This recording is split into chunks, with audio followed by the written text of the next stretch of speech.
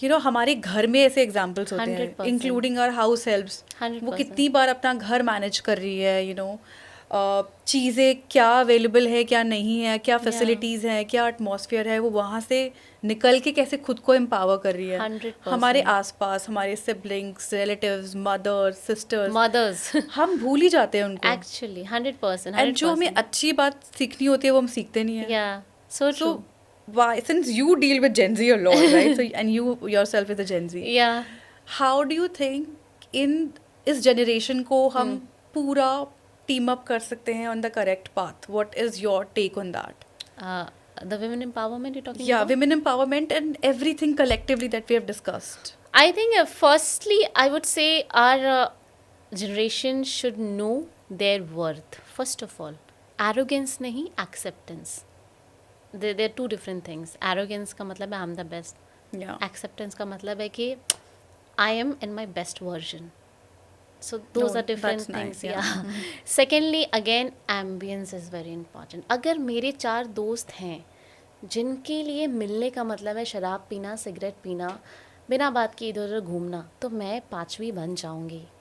अगर मेरे 4 दोस्त हैं जिनका मतलब है मिलो, let's go for some sports, let's go for some workout, let's read books. तुमने कौन सी बुक पढ़ी, मैंने कौन सी बुक पढ़ी, let's discuss some business ideas, let's go to some I think bhajan clubbing is so famous now Yeah, days. या it is. let's go there. So again, your ambience matters the most, people matter the most.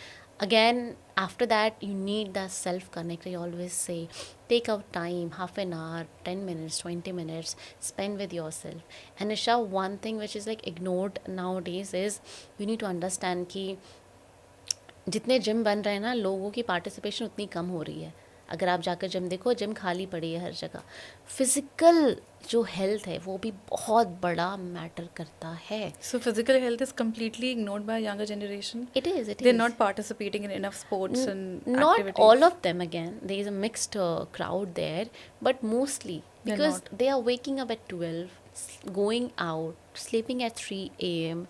How you can expect them to be physically fit? So again, eating habits, the way they are consuming food anytime. And I have to say कि बहुत rare cases में आपको एक athlete depressed मिलेगा, क्योंकि आप जब gym में जाते हो, वेट्स उठाते हो, तो आपकी बस बॉडी नहीं, आपका दिमाग भी पावरफुल होता है. आप एक ही काम को, बोरिंग काम को डेली करने जा रहे हो, every day. So this is like highly I will recommend everybody take your physical health very seriously, start going to the gym. And also science says that when you lift weight, आपके mind में जो negative thoughts होते हैं, जो negative experiences होते हैं, वो भी धीरे धीरे डिमिनिश हो जाते हैं. And all of sudden you will see कि दोज थिंग्स हैव गॉन. इसलिए जो फिटनेस फ्रीक होते हैं ना, वो कहीं ना कहीं डिप्रेशन से और मेंटल इश्यूज से दूर होते हैं. Not all of them, again कहीं ना कहीं आपको दिख जाएंगे कि कुछ ना कुछ लोग हैं जिनको दोनों हो रही है because of some major life changes, but mostly fitness is quite related to your mental health as well. Oh, I see. And yes, connection to the God, that's the most important thing. Please understand, आप किसी भी नाम को पूछते हो, understand कि आप power की पूजा कर रहे हो. वहाँ पर एक पावर है और वो पावर हाउस है, और वो ही आपको पावर की सप्लाई दे सकता है. आप कोई भी धर्म, कोई भी मज़हब फॉलो करते हो, please pray to the power. Please understand that when you bow down to the supreme power, when you connect with the supreme power, आप देखोगे कोई इंसान जो भगवान से कनेक्टेड है ना निशा जी, वो कभी कभी ना परेशान हो सकता है, कभी सैड हो सकता है, कभी मुझे लगता है थोड़ा सा लाइफ में अप डाउन हो सकता है, लेकिन गिव अप नहीं कर सकता. उसको पता है कि किसी का हाथ मेरे हाथ को थामे हुए है. So yeah, so spirituality is very important, very important. If you are connected to God, you can connect it to everyone.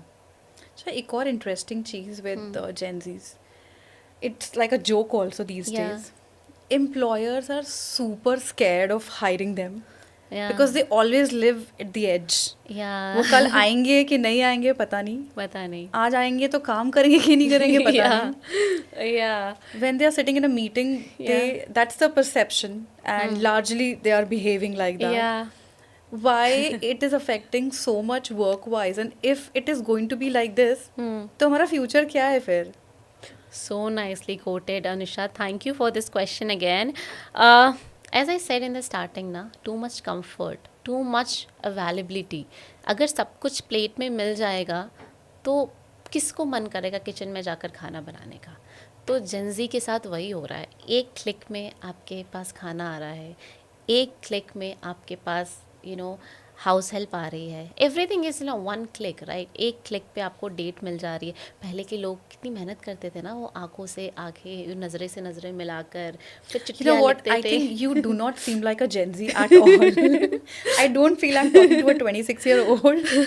I always which- say my body is Gen Z, my soul is some दादी अम्मा Yeah, का you soul. connect with the older things a lot, and you Yes. also give a lot of examples like that. So makes me Yeah. feel you're really sorted in your life. Yeah, touch wood. So that is the reason, like too much comfort ना, अगर too much comfort दोगे तो body और mind दोनों ही fragile बन जाएगा. अभी body भी बनी है ना to lift weights, to run, to be in a hustle culture. ऐसा नहीं है कि आपको सोना नहीं है, but of course like your body is meant to be used. Similarly your brain. अच्छा, ब्रेन की एक और क्या बात खास है कि अगर आप ब्रेन को पॉजिटिविटी फीड नहीं करोगे तो ऑटोमेटिकली नेगेटिव की ओर चला जाता है. So that's why it's very important to read books. It's very important to watch some amazing podcasts.